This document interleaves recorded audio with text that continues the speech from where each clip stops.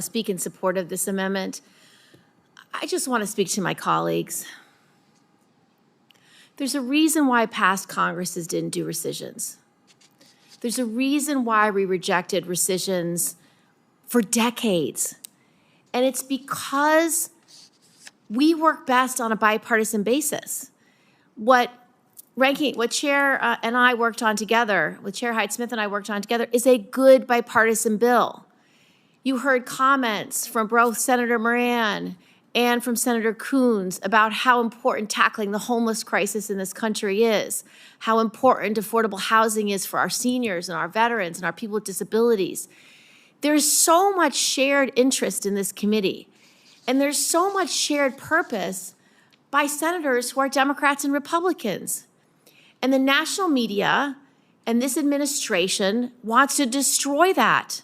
You heard from the administration, I want less bipartisanship in spending, in appropriations. I don't know why we would allow anyone to take away our power.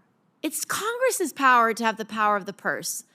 And I just want you to receive the import of this moment.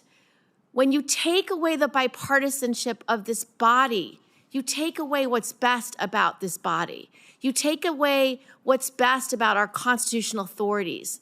The reason why we have a balance of power in this country is because we don't want any one body to have too much power.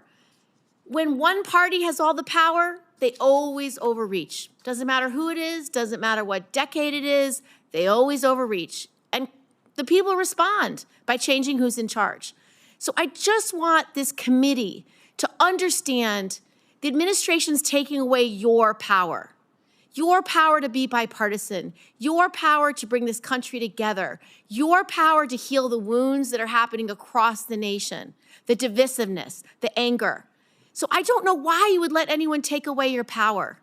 And all this amendment is doing is to restore the power of the purse to the Appropriations Committee, to the bipartisanship, the work we do every Congress that is meaningful.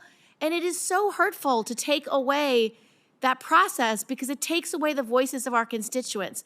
For Chair Collins, I remember the most impassioned speech you ever gave in a closed session where you talked about taking away the minorities' rights.